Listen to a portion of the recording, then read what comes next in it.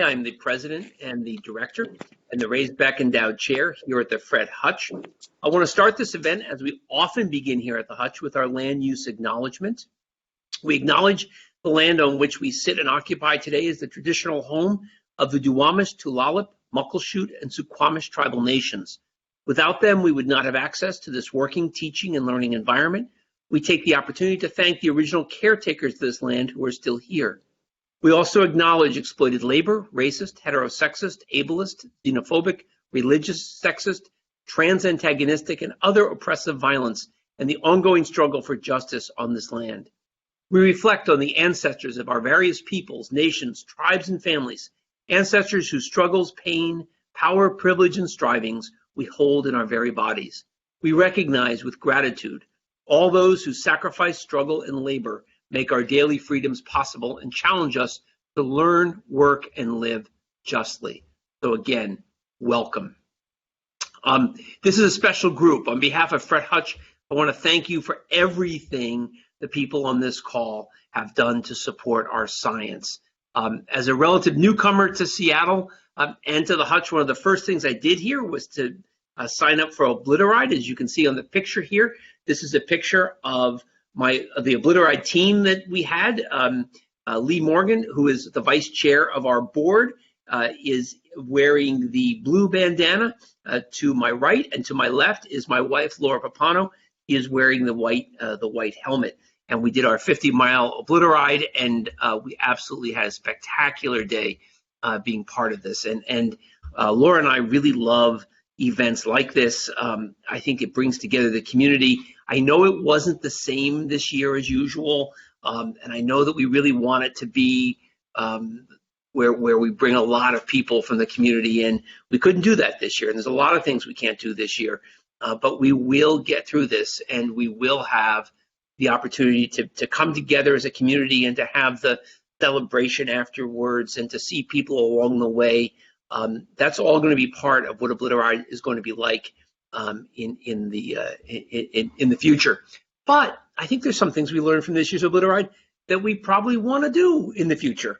Meaning, it's not just a bike ride. There are tons of other things people did on the virtual Obliteride that turned out to be pretty good ways of connecting with cancer research and connecting with the mission of the Hutch. So I'm pretty happy about that. And I would argue that Obliteride was a real bright spot for me in 2020. Despite all the challenges we faced, we not only met, but we exceeded the goals that we had. We had more participants than ever before. We had Obliteriders on every continent. I want to thank Jim Burrell for getting an Obliterator in Antarctica.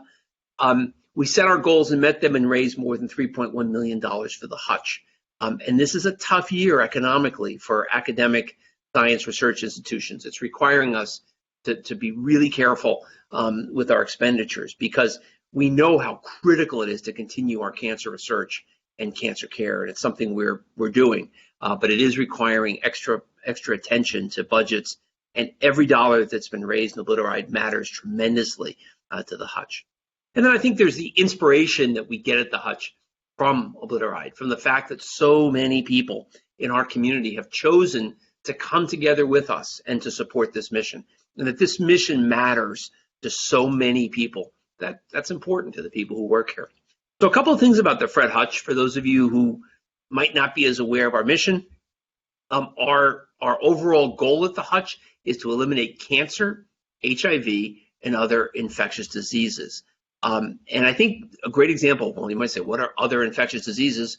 COVID is a fantastic example of that. We have a tremendous effort, and we're at the center of the national effort to halt COVID-19, something we're really working on incredibly hard.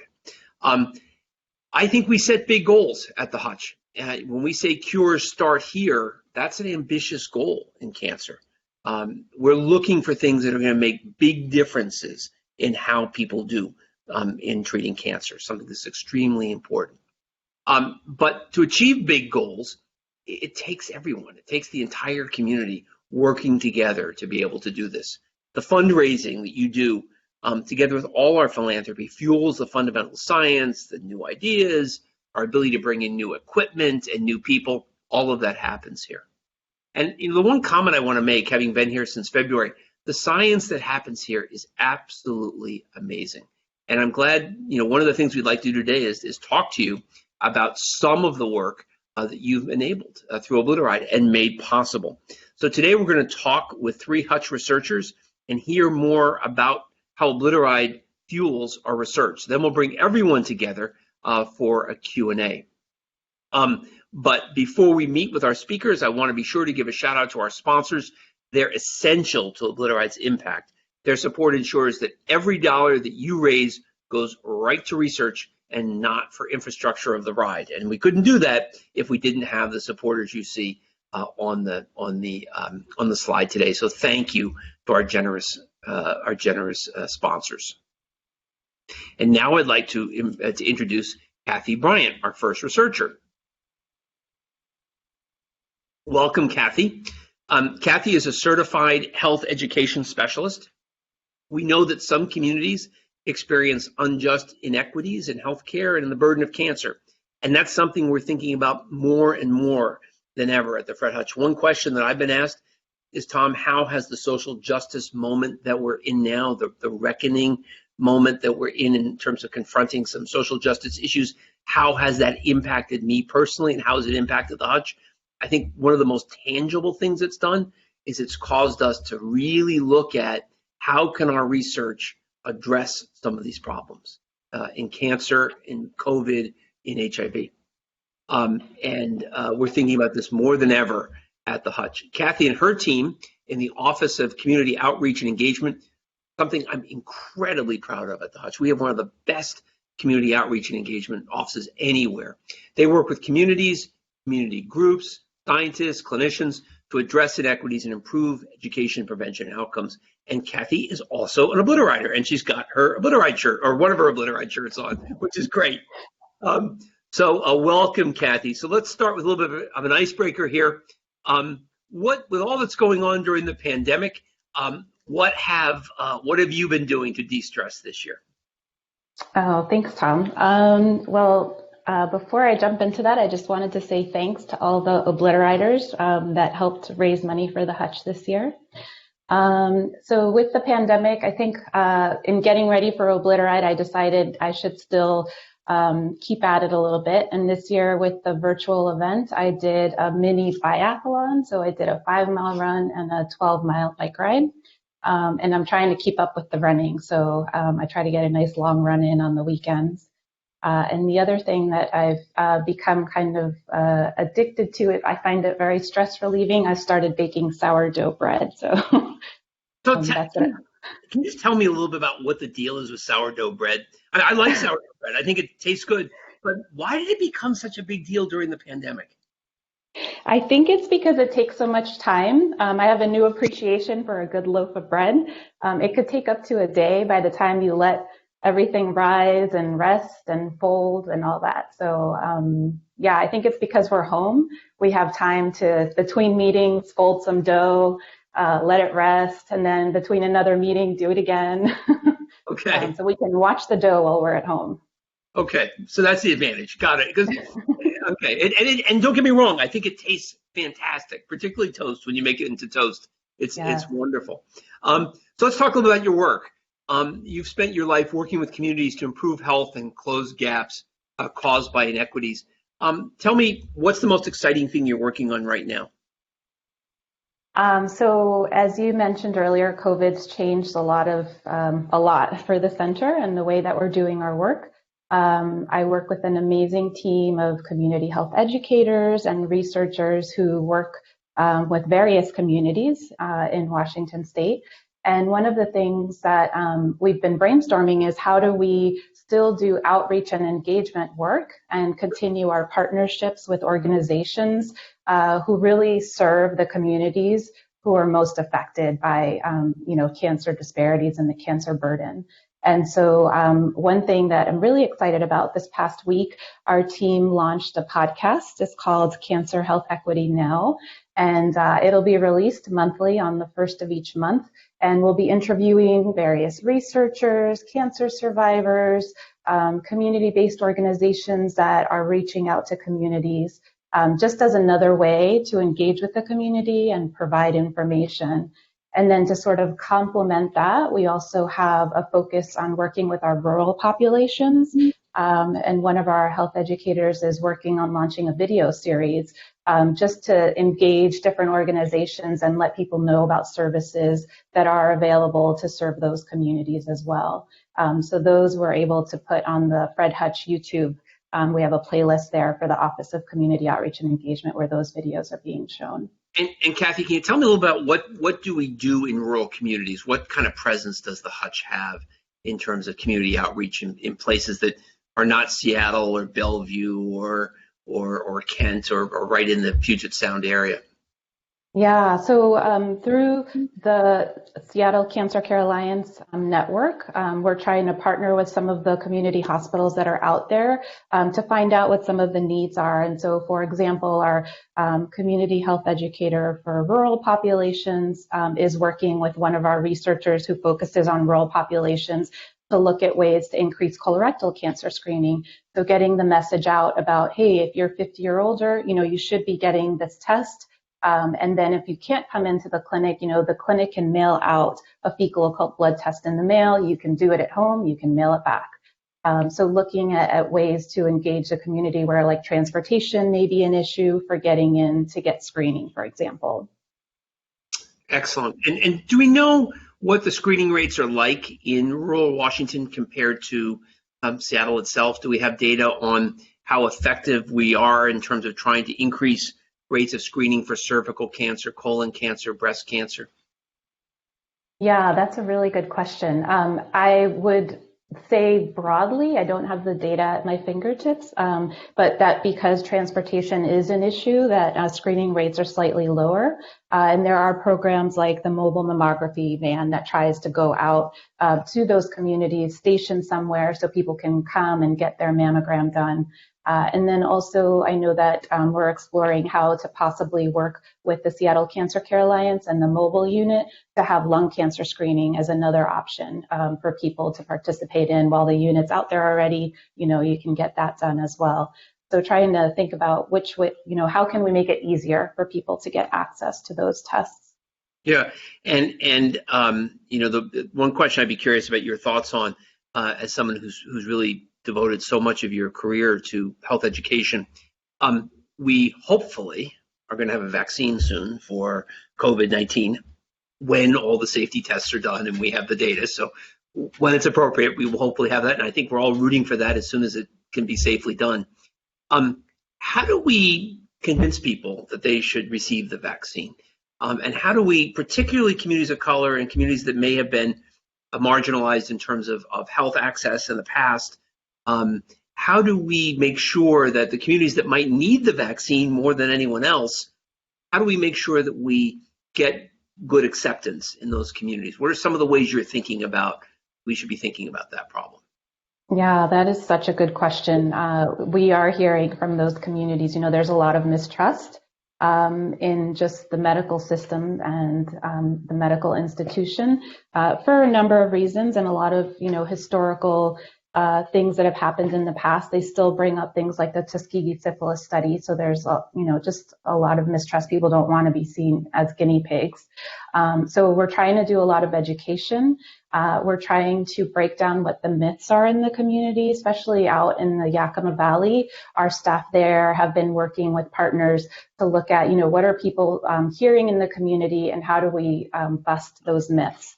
And just to let people know, what they should be doing, the hand washing, the masking, and then just providing information about the trials that are happening and just keep the information coming out. So we've had some of the researchers from the COVID studies at the Hutch present to our Community Action Board and our Community Action Coalition, just to let them know, what's going on with these studies, what are we learning, and just keep that information going out.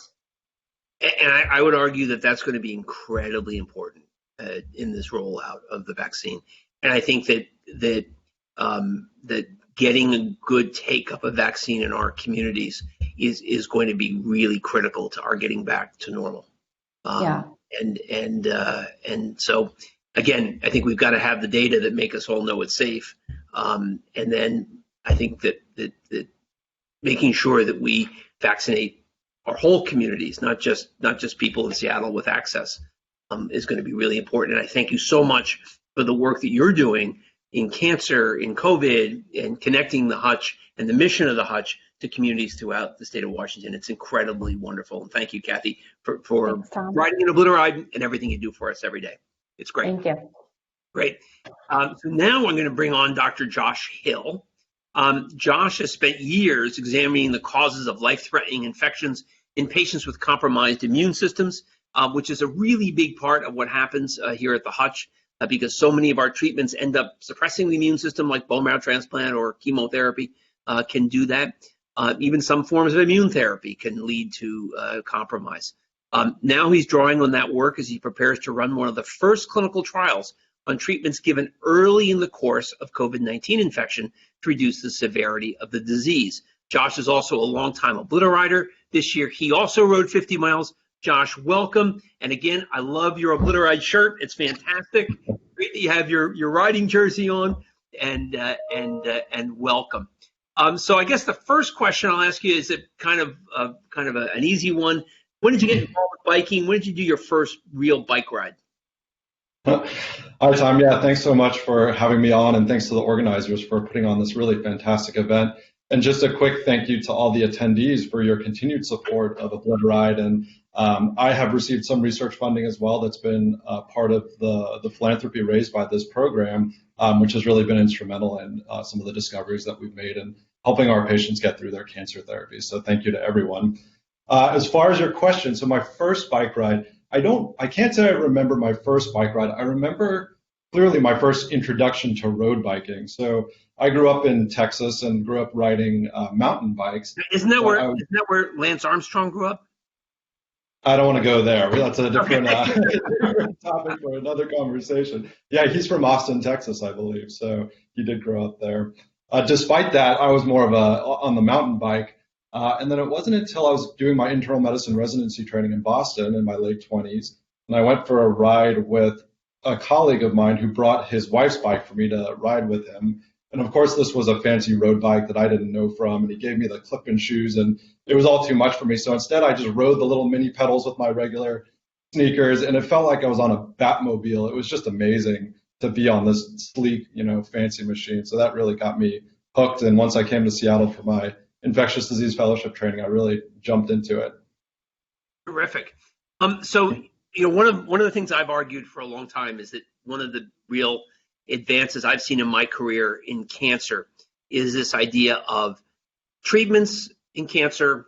We just saw one with the drug osimertinib, which hits EGFR mutations, or Herceptin, which hits HER2 mutations in breast cancer. Not mutations, HER2 overexpression in breast cancer. We've seen situations, great demonstrations, that when you use those drugs in cancer for patients who've got advanced disease, definitely see benefit. But when you use it for patients with early disease in cancer, you see cure.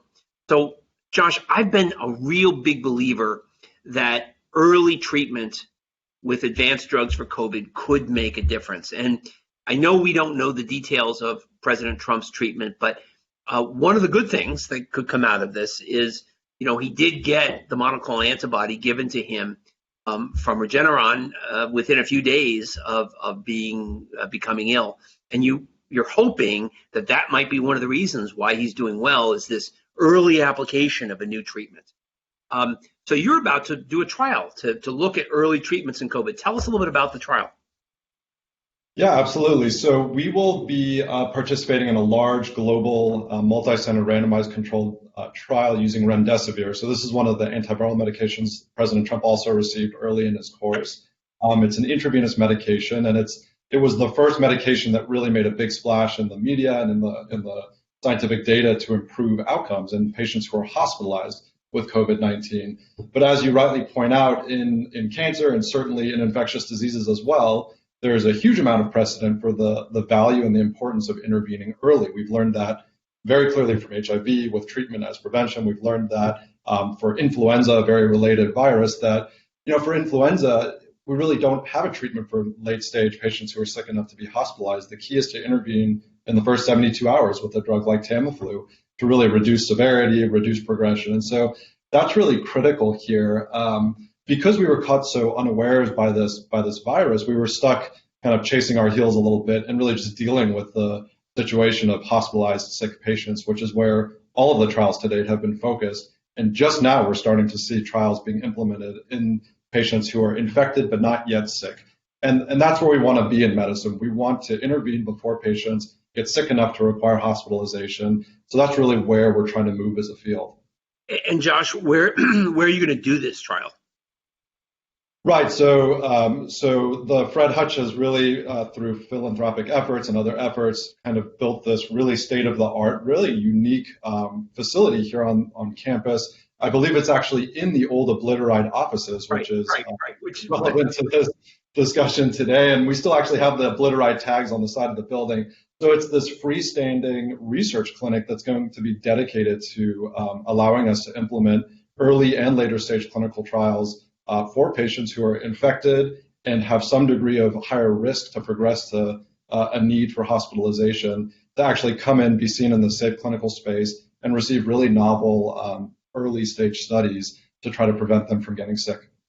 And I think, Josh, as an infectious disease doctor, you can appreciate, when we thought about this, we realized it would be hard to do this at the SCCA because you've got all these cancer patients coming in, and you didn't want to necessarily have cancer patients and COVID patients treated in the same clinical space. Wouldn't it be great if we could find a space for clinical trials that might be separate from that? And then we had the old Obliteride space, and we said, gosh, this would be, you can drive in, you can park underneath, you don't have to go outside. It really is self-contained for our patients, and it really provides, I think, a wonderful opportunity. And I know we had Rachel Ignacio-Bender, who was on the, who is the leader of the clinic. She came and did a town hall with us and talked about the importance of it. And so very exciting to see this, to see you actually putting it into action. So thank you very much for everything you're doing. So next, I'd like to bring on Andrea Tollerton. Andrea is a member of the Warren Lab at Fred Hutch and the acting laboratory director of the Hutch Cancer Research Institute in Uganda. She and her team are working to expand the use of immunotherapy, which harnesses the body's immune system to fight diseases like cancer. And she's doing this to treat more types of cancer. And I think really importantly, working to make immunotherapy something you can do around the globe. Welcome, Andrea. And so I'd like you to first start off by telling us, where are you right now? Yeah, so thanks for asking, Dr. Lynch. So, and thanks everyone once again for joining today. I really appreciate, as all of the presenters thus far have said, all of your support for the donations and participating in Obliteride. We really, I think it's underestimated to say that we really can't do, a lot of our research without the support from philanthropy and donors such as you guys. So thank you so much for participating today. I am actually here in the brand new Hutch building at the steam plant right now. And so it's a really exciting time. I apologize in advance if there's people running around in the background because we just moved in on Saturday. So that's where I'm coming from today. That's fantastic. And I like you have an Obliteride vest as well. I got to get one of those. I don't have one of those yet, so I'm going to have to work on it. So that's a really nice one. You're an Obliterator yourself. Tell us a little bit about what it means to see community support and how that helps you in your research. Sure, absolutely. So I put, Obliteride to me is synonymous with like Seattle and Seattle summers. It's like the one event that I absolutely look forward to every single year. I've been participating since year one, with 1 year exception that I was a volunteer because I broke my ankle, but I still found ways to be a part of Obliteride. But it's an incredible, I've never seen anything like this. The community support, it's energizing, it's inspiring for us, as researchers, clinicians, that we see so many people coming together in the community to support and believe in what the Hutch mission is doing. And that indirectly just really revs us up to get back into the lab, to really, work harder and support everyone and patients and families. So it's an incredible program, and I'm just really appreciative to be a part of it as not only a recipient in our lab, even from Obliteride dollars, but also to be able to participate. So it's an incredibly passionate thing that I love to be a part of. Yeah, and that's absolutely fantastic. One of the things that we think about with immunotherapy is, you can imagine doing immunotherapy at the SCCA. We've got the incredible Bezos Family Clinic, incredible facilities, You monitor immune responses at our immune profiling laboratory. We have incredible opportunities. What happens when you want to do immunotherapy in Uganda? How are you going to do that there? Absolutely. That is a great question. So in Uganda, we have this beautiful facility that is sitting in Kampala, Uganda, which is where the Hutch Center has in collaboration with Uganda Cancer Institute. And it's a wonderful building. I spend a good portion of my time in Uganda. Obviously, with the pandemic, I got caught in travel, so I'm here in Seattle. But it's one of the ways that we do that is it's a unique. What we use is the lab here in Seattle is that we work a lot with being able to do a lot of our bench work, doing a lot of optimization of different protocols here in Seattle, and then deploy them pretty quickly in our laboratories in Kampala. So one example is that here in just the Warren lab is we study immune responses to Kaposi sarcoma through KSHV, which is a herpes virus, with the goal that ultimately that will lead to development of tailored immunotherapy approaches for treatment of Kaposi. So how do we do that? So we use a lot of next generation sequencing approaches where we look at the T cell and B cell repertoires of a variety of different cancers. And so now we've been able to not only use these sequencing technologies that we have that are very sophisticated here in Seattle, but we've actually, over the past 2 years, have been able to put a MySeq in Uganda and have been able to deploy next generation sequencing technologies in Uganda and have our staff be able to routinely do the same type of technologies that we are doing here. So it can actually expedite our research progress forward on both sides of the ocean quickly. It's one example of just ways that we can move our research forward. But Dr. Jen Adair, who's actually just down the hall now with us, she actually, it's really cool because now we're like on the same floor at the steam plant. She actually works with DNA nanoballs, which are used for sickle cell gene therapy that is specific for low and middle income countries. And so that actually also could lead to be adapted for delivery for TCR genes in vivo and TCR reprogramming. And that's just another way down the road that we can look at for areas such as, Kampala, that we can bring immunotherapy. It's not terribly far-fetched. We can make those things a possibility. And I think the idea of you working with Jen Adair to bring her novel gene therapy to a community that needs gene therapy. I mean, sickle cell needs gene therapy, and that will be extremely exciting. And I really can't wait to see how we can implement that in Uganda. That's fantastic. So thank you very much, Andrea. I really appreciate it. And stay right there because we're going to invite all of our researchers to come back on. And it's also my pleasure to invite 3 additional Obliteriders who are going to come on with us at this point. And they've agreed to start off our Q&A. And they are Rex Miller, Jamie Routing, and Ryan Barton. I'd like to invite each of you to introduce yourselves and then ask away. You can direct your questions to me or to any of the other researchers or just to the group. And if we have time left, we'll get to more of the questions that all of you have shared with us in advance. And then there have been questions that have come in during the chat, which I have in the chat area as well.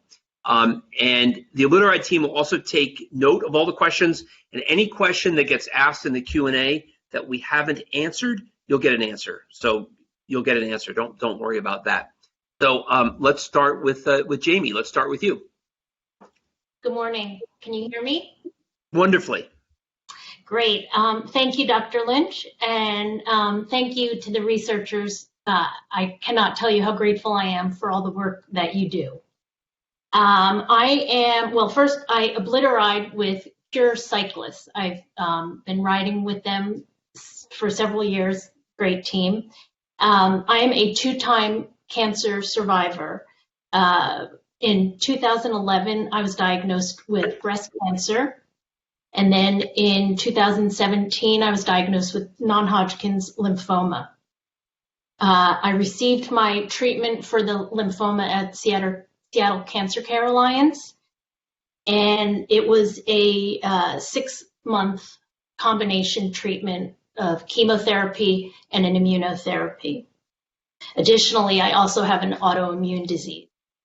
So my question, I think, is basically geared towards Ms. Tullerton. The fact that I had lymphoma impacts my autoimmune system, and it puts me at a higher risk for COVID-19. Can you talk a little bit about how immunocompromised people like myself are taken into account when you're working on a vaccine and treatment for the virus?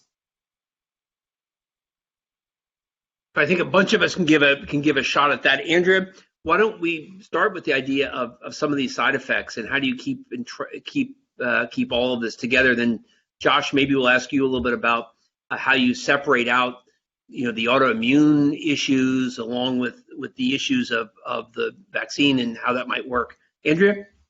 Sure, thank you. And thank you for the question. That's a very great question. And so from a non-clinician point of view, research-wise, I think when we look at a lot of immunotherapy and taking into account the immune system as a whole, one of the things that I do specifically is I look at a lot of the T cell and the B cell repertoires and see just essentially over time points how somebody's immune system is acting either to different cancer therapies that they may be receiving, seeing how different clones may expand or contract, may go away, may persist over time.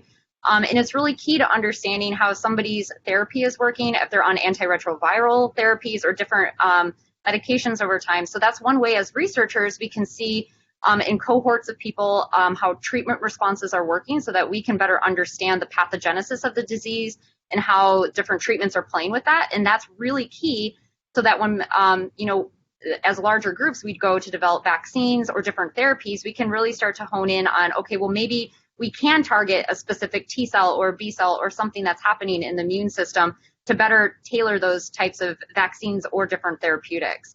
But I'm going to punt this also to the clinician because I'm. Well, I think Jamie, your question is going to be a really good one. Andrea, thank you. That was fantastic. It's a really good one for Josh.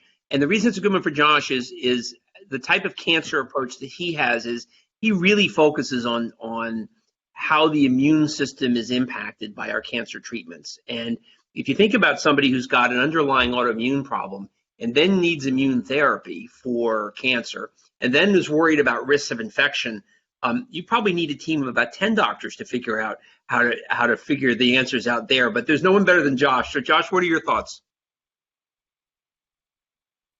Yeah, thank you for the question, and thanks for sharing your story with us, Jamie. So it's a challenging question, but this is what we do here at the Hutch and at the SCCA and at the University of Washington. We have a lot of experience with patients who have compromised immune systems who develop respiratory virus infections, whether it be influenza or actually other seasonal coronaviruses that we see, sometimes getting more severe manifestations of disease than you might otherwise expect. So this is something that we're very good at addressing and dealing with. We're obviously still learning a lot about this specific type of coronavirus. It doesn't seem to act the same way in certain instances, but the key here is to really identify people that might be exposed early if you've been exposed and really intervene early, which is a lot of what we're trying to do with some of these clinical trials at the Outpatient Research Center. And even more fundamentally, to take a step back from that, is to avoid being exposed. And so that's something that we do very well in our Cancer Care Alliance patient population. And I think that's why many of our patients were spared, from some of the more serious outcomes that we've seen in our community. We really didn't have as much of a problem within our patients because we already have such aggressive measures in our clinic to prevent people from being exposed, the way that we educate patients to protect themselves. A lot of these kind of basic approaches are already in play in our cancer patients to prevent getting infected in the first place. But it's absolutely something that we're all studying and following very closely to learn how to identify and intervene quickly and most effectively in patients with increased risk. Great. Thanks, Josh. And thanks, Jamie, for your question. Really appreciate it. Thank you. Want to move next to Ryan. Ryan, if you could introduce yourself, share your Obliteride story, and ask your question. Yeah, sure. So thanks. So I'm Ryan. I'm the team captain of WaFed Bank. I've been doing the Obliteride since about 2016. That first year, I mostly rode because my mom, who is a 15-year survivor of colon cancer, partly because I also love cycling. I'm a big cyclist. But back then, what I didn't know is that when I was starting to ride this event, I was also beginning my own battle with cancer, my own story with cancer. about 6 months after that first ride, I was diagnosed with testicular cancer. Thankfully, at that time, all I needed was surgery. I didn't have any chemotherapy. My scans came back clean. And that year, the Obliteride kind of took more meaning for me as I worked back to be able to do another century that summer. And this year, as I was preparing to do a small event with my own team, back in mid-June, my routine scan came back and showed that my cancer had come back and had spread to my lymph nodes, and I was going to have to do chemotherapy this summer.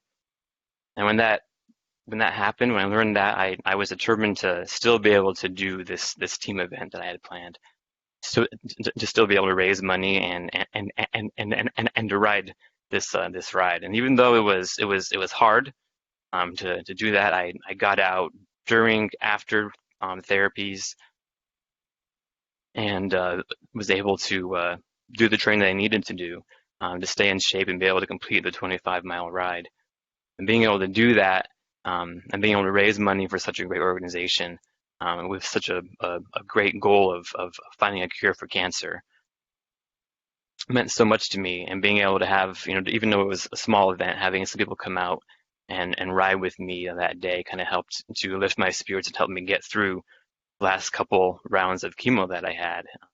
And then just this past week, I learned that my last scan came back clean and that there's no more signs of cancer. So I'm really grateful for cancer research, for all that you're doing at Fred Hutch, and for all that you'll continue to do.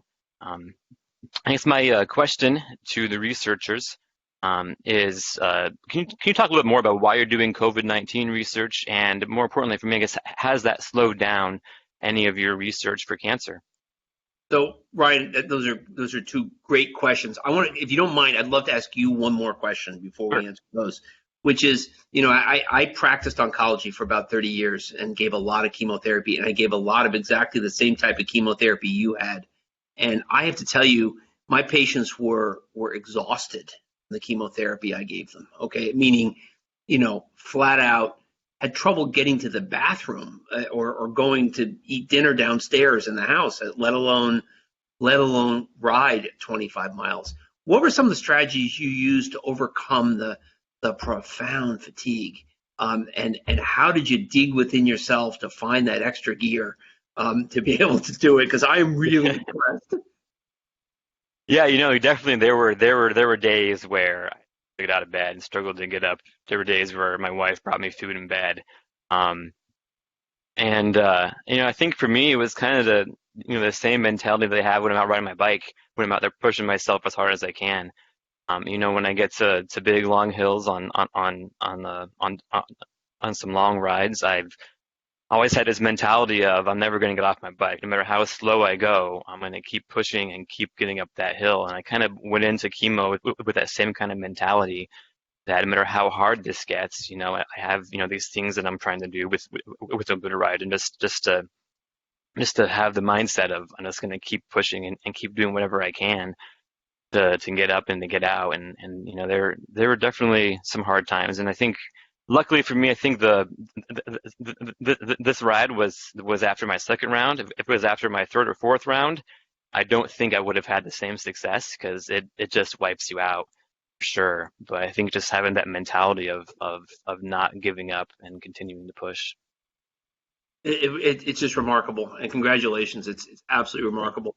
So to address your questions, we'll get a couple of perspectives here. Has COVID-19 slowed cancer research? I could give you the president of the Hutch answer. I could give you the real answer. Okay. The president of the Hutch answer is it hasn't changed it at all. Absolutely not. The real answer is, like everything else in our lives, it's slowed it a little. Okay. Meaning, I think we've overcome a lot of the barriers. I think that the good news is the people who work in the laboratories at the Hutch have really been able to ramp back up to the point where now we're back to where we were in terms of getting our lab work done. We did have a period, Ryan, when our clinical trials, we didn't accrue as many patients to clinical trials during the initial shutdown phase, but those have recovered really well. And so we're beginning to get our clinical trials work back again. So what I would say is we're certainly, I think we're 95% back now in terms of our research capability. And Andrea is a great example of that, as somebody who's in the steam plant today. And Andrea, I guess I'd ask you to say, tell us how the steam plant's working in terms of whether cancer research is happening there. Yeah, thanks so much. And thanks, Ryan, for sharing your story too. So we have a kind of a classic phrase in my own family that we say, cancer doesn't take a holiday. And it didn't stop during the pandemic either, and nor did the labs, actually. We still had, during the pandemic, the Hutch still found ways. It wasn't obviously the normal, as what everyone would say, but I was on campus almost every day in our lab. We had people on campus, being very safe and one person per lab, watching, making sure things were adequately ramping up or ramping down, following, the appropriate rules. And, we find ways to make things happen virtually. And now it's really exciting. During the pandemic, we have a steam plant, which is a brand new building that we have successfully moved into, and we're starting to ramp research back up. So it's obviously different times, but I think that the Hutch has been phenomenal during this whole pandemic. I'm so impressed with how it's been handled, and has continued to support researchers during this time to continue not only SARS-CoV-2 research, but also our cancer objectives and goals, to making sure that we deliver on those as well, which has been awesome. And Kathy, you're out in the community and see the impacts of COVID on the community. And what do you think it's done to our cancer research abilities in our outreach into the communities? Tell us a little bit how COVID has impacted your work in that respect. I would say with cancer research, people are really focusing on COVID and what their needs are around that, and sort of like their day-to-day lives. And so we've been working with some of the COVID study teams to let communities know about the studies that are going on at the Hutch, to help promote those, because right now that's kind of where the interest is. Okay. Yeah. Okay.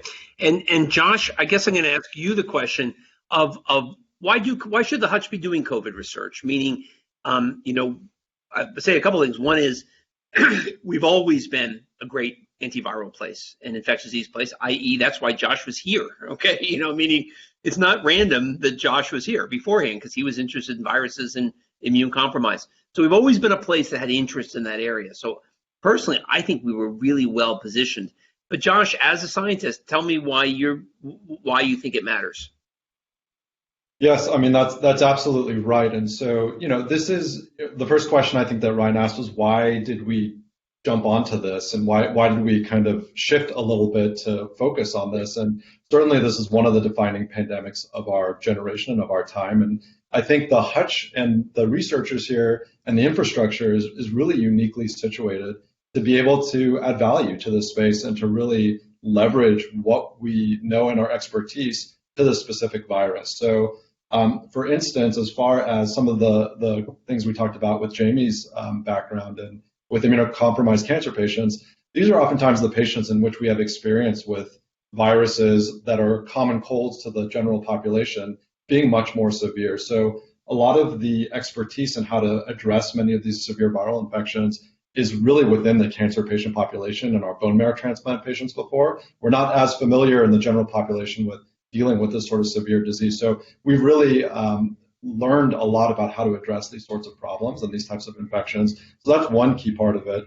But we also have this incredible infrastructure here through addressing our last major global pandemic of HIV. So the largest NIH grant is to fund the HIV Vaccine Trials Network, which is actually run and based out of the Hutch. I think a lot of people don't know that. And it is through that infrastructure that Dr. Larry Corey, who's still within our group at VID and used to be one of the past presidents of the Hutch, is actually now leading the COVID Prevention Trials Network, which is the national infrastructure to run these 5 huge randomized placebo-controlled trials of vaccines. So really the Hutch is a central role in being able to leverage our past and ongoing expertise to address this situation. Josh, thank you. And so we now move to Rex Miller. Unfortunately, Rex is only available by phone, so we won't be able to see Rex, but we certainly be able to hear Rex. And Rex, if you could introduce yourself and tell us a little about your Obliteride story. Hi there. Good morning. Can everyone hear me? Wonderfully. Excellent, excellent. So, thank you, Dr. Lynch, and all the researchers for being on the call this morning. I would also like to especially thank Jim and Whitney for the opportunity to be on this call. What led me to Obliteride, unfortunately, was really the passing of a family member who was really a great, great, great man. I followed him from the Pete Gross house to UW to Evergreen, just along the way, and just saw his strength and his resiliency and his courage to beat cancer. And unfortunately, he didn't make it.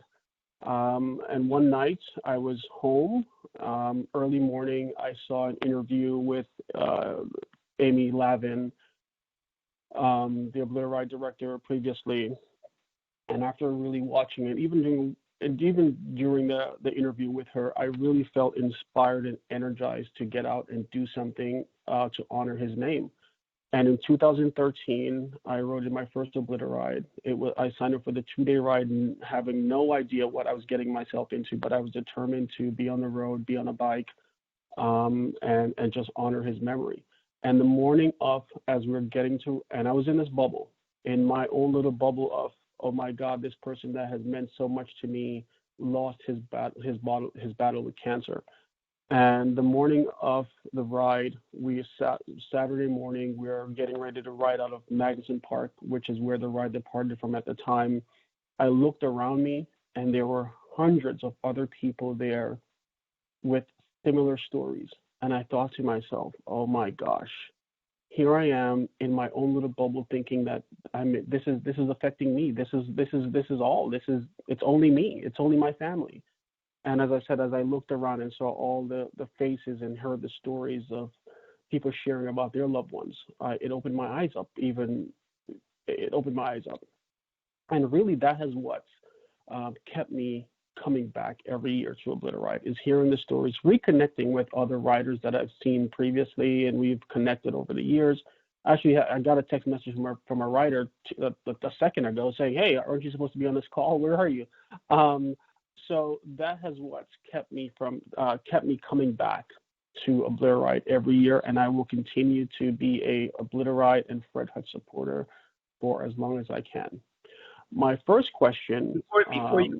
Rex, before you ask your question, I just want to thank you for what you just said, because I think one of the most important things you said there was the concept of our shared humanity. And I think that as Obliteriders, when we do this, it's a chance for us to recognize our shared humanity. That Ryan's story is Jamie's story, is Josh's story, is Kathy's story. That we share this.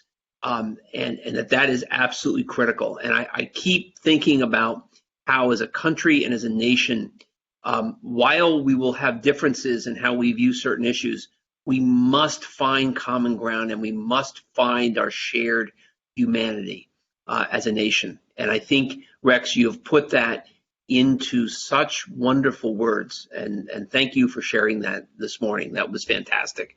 And now go ahead for your question. Sorry. No, that's fine. Thank you for those kind words. My first question is, I remember the previous Fred Hutch president, Dr. Gilliland, saying, the Hutch's goal is to find a cure or cure cancers, most human cancers, I believe, by 2025. And I'm just curious if that is still on track. So I will say this: that's all up to Andrea, and if she's able to cure all these human cancers by 2025, we'll be in good shape. And you've got a good person in Andrea who's working on it. What I would say is this: I've been in cancer research for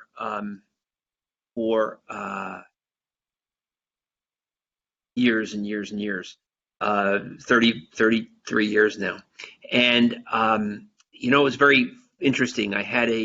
I participated last week in a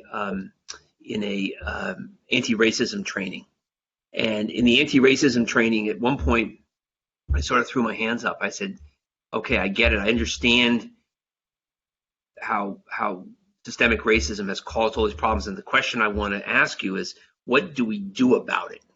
and they turned to me and they said, Tom, I'm really surprised to hear you ask that question because you deal in cancer research, meaning racism is as complicated as cancer, meaning that the fix is going to, it's going to be a very complex fix to fix systemic racism, and it's going to be a similar fix to fix cancer. What I'm hoping for is that we will find the roadmap to fix systemic racism the way I think that we've defined the roadmap to fix cancer. So the advantage we have in cancer over fixing racism is I think we know what the roadmap is in cancer. And I think that's what Gary was referring to. And he's right, which is we know there's several avenues that are looking really good. We know we've got to work with Kathy on prevention. And we've got to make sure that prevention and early detection happen everywhere. They not just in Seattle, but that they happen in Walla Walla and they happen in communities of color. Second is we need to think about great treatments for early detected cancers, how we get rid of cancers when they're early. Third, for cancers that are advanced, we have to think about immune treatments, and that's what Andrea is dedicating her life to at the steam plant in Uganda, is looking at early treatments, immune therapies that can stimulate the immune system. Fourth, we've got to be thinking about how we look at genes that are abnormal and give us hints into what makes a cancer vulnerable, okay? And abnormal genes, when you're able to attack them with a specific drug, you're able to improve outcome and cure patients like that. And that's an example of the two things I talked about with Josh, was the idea of EGFR and HER2 as vulnerabilities within the cancer. So I can't promise you, Rex, that we're going to cure all cancers by 2025. What I can promise you is we're going to work as hard as we can to refine that roadmap that's going to get us there. And I see in this call today, you saw a piece of all the different ways that we're going to get on that roadmap to be able to cure cancer. And I'd say the last thing, something else we're working on here at the Hutch, is this idea of being able to bring big data to understand cancer. And it's very early in the process, but some of the things that have happened in data science, I think, can have impact in what we're doing in cancer as well. So that gives you a little bit of sense of the roadmap.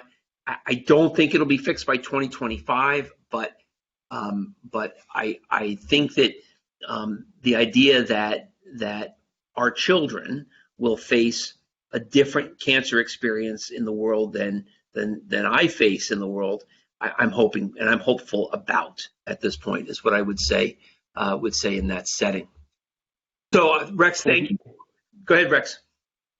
Yeah, no, thank you for that explanation. And if the time permits, I actually have a second question, and maybe Kathy or Jim can maybe speak to this, or maybe even you, Tom. And how do we bring in more people of color in the Obliteride community? I know Kathy touched on. That's definitely a Kathy question.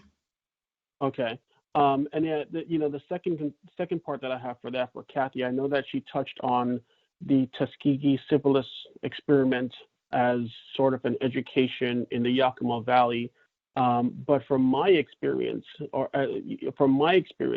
that experiment lends itself to maybe mistrust in terms of a trial situation. It doesn't lend itself in a mistrust in terms of a vaccine for COVID. So I was hoping that maybe maybe this is a one-off, but maybe if there's time that she can speak to both of those things. Those are both fabulous questions, Kathy. Yeah, so I think with regards to bringing communities of color into Obliteride, we definitely try to get the word out there. I think if they're not participating in Obliteride through the work that we're doing, we're trying to engage with those communities. And so, for example, we do small community grants to organizations that are serving those populations every year. So that's one way to engage with communities of color. With regards to the Tuskegee sort of mistrust, I think what people are taking from that is just that because of that historical mistrust, there's trauma in the community, and Unfortunately, that gets passed down. And then, so that for us, it's more about like the education and just to explain what's happened since then to make sure that the research we're doing goes through an institutional review board. There's data safety and monitoring that's going on, just to, let people know there are protections in place, so those abuses don't happen again. So a lot of education about that. I think, Kathy, that's important. I would also argue, Rex, that I personally think it's more than just Tuskegee. I think that it's mistrust in a lot of the medical system. And I remember when I was in practice, and I was accruing a lot of people for clinical trials and putting a lot of patients on clinical trials. What I found was there were two groups of people that really wanted to be on clinical trials and would go on them quickly if you asked them. One were really educated people who came into the system knowing that clinical trial therapy had better outcomes, which it does. If you participate in clinical trials, your survival is better than if you don't participate in clinical trials. So that was one group of patients, and they were the educated people, and they came in and were in the trials. And the second group, and I was practicing in Boston, were lower middle class Irish Americans from a place called Charlestown, which is right across the river from Mass General. And they would say, "Doc, whatever you think." Why? Because my name was Tom Lynch and their name was Flynn. And they looked at me and trusted me because I look like them. And I think what it tells us is we need to have caregivers who look like people, meaning where you can see if you're a Latinx patient, you can see a Latinx doctor, or see that it doesn't even have to be just your doctor, but you can see that the system has diversity in it. And it's one of the biggest reasons why the Hutch has to work toward a more diverse group of providers as we move forward. And again, it's not something that's going to happen in the next 3 months, but we've got to work to make that happen, because I think that that's one of the reasons why you see some of this distrust in the system. Kathy, I don't know what you think about that, but that was always something I observed.